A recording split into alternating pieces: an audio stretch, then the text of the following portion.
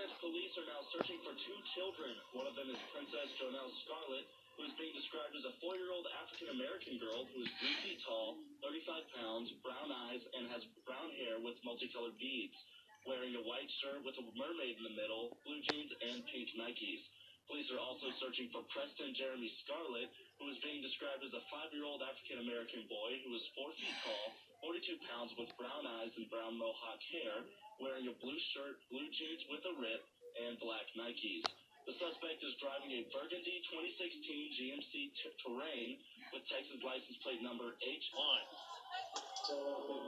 Are you called?